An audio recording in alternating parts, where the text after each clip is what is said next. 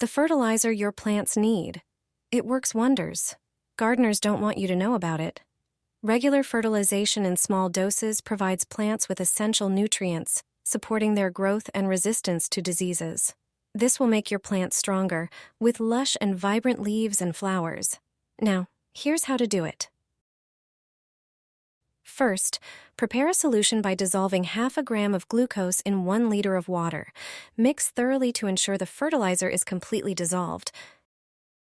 Then, take a syringe, which will help with precise dosing. Fill it with the prepared solution and gently drop the solution directly under the plants. Remember not to overdo it.